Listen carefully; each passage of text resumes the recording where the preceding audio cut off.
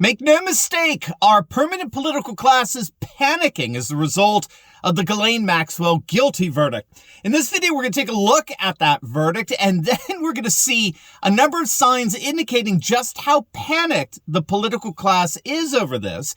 And we're going to look at the prospects for whether Maxwell is going to start naming names. You're not going to want to miss this. Greetings, everyone. Dr. Steve here with you, coming to you from beautiful but wet Connecticut. I'm here celebrating the Christmas holidays with my family. I'll be back in the office for the beginning of the year. And, with that, this coming year is going to be the best yet as our Patriot movement begins to grow. And as you know, the 2022 midterms will be instrumental. Many are starting as soon as March in terms of the campaigns. Each and every one of you has a role in the outcome of this election, and it's my hope to encourage you in this journey. Fighting rhinos isn't easy to do alone, especially with the stakes this high. And so that's why 2 weeks from now, January 14th and 15th, I'll be holding a virtual event with patriots all over the world, and you're invited. Our Patriot Live events have brought thousands of patriots across the world encouragement and action for taking back our country, and this one will be even better. I'm outlining exactly why our movement is hopeful this coming year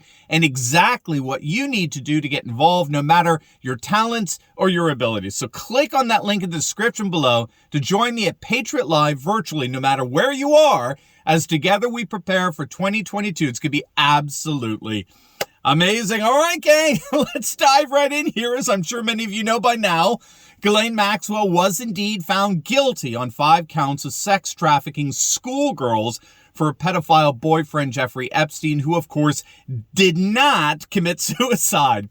Maxwell was charged for acting as Epstein's madam, recruiting and training 4 women between 1994 and 2004 when they were teenagers for sex acts with Epstein. It took the jury just 6 days to reach the unanimous verdict, which included a break for Christmas. Maxwell is facing up to 65 years in prison after jurors declared her a child sex predator, meaning that she will most likely be spending the rest of her life in prison. So let's get right into it. The obvious question in all of this is simply, will Maxwell name names? This is precisely the question that's the leading headline in the British Daily Mail. Given that Maxwell is facing upwards of 65 years in prison for the convictions, there is, shall we say, tremendous incentive for her to name names in order to reduce her sentence. Business Insider as well is reporting that Maxwell has 2 options at this point. She could cooperate with investigators and start naming names of others involved in Epstein's, shall we say, escapades, or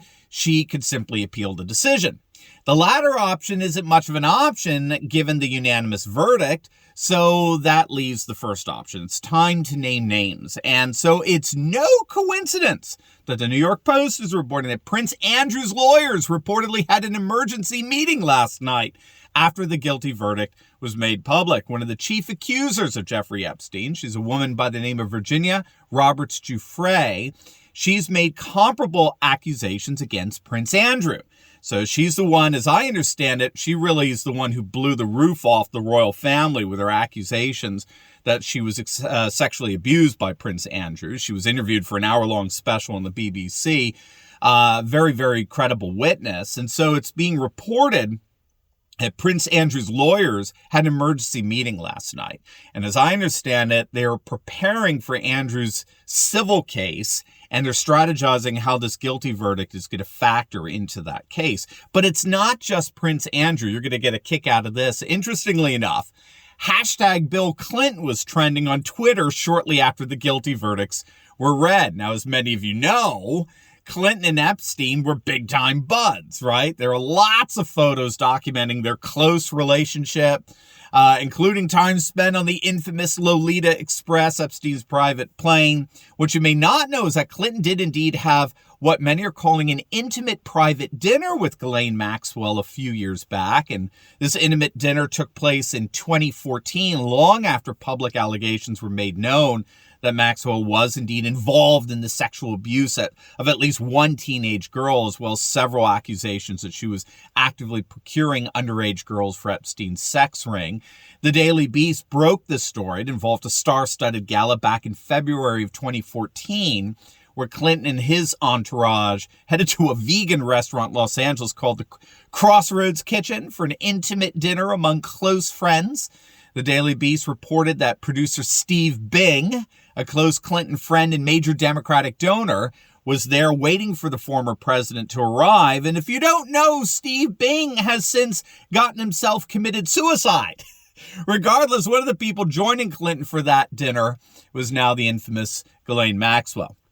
The important point here is that, again, by the time of the dinner, Ghislaine Maxwell was widely known as having participated in Epstein's confessed sex crimes with minors. So here you have a former president dining with the girlfriend of a convicted pedophile who at the time was widely suspected of having participated in his escapades. Aren't you so glad that the mainstream media does such a wonderful job of holding our permanent political class accountable?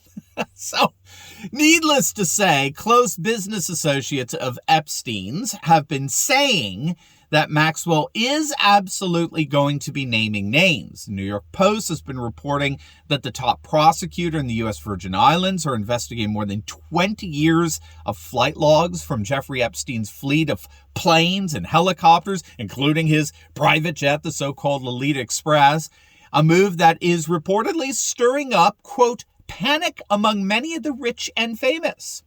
So obviously we're going to have to see what happens here, but it does look more and more likely that Maxwell may indeed start singing. And if that's the case, I don't think the permanent political class is going to like the tune.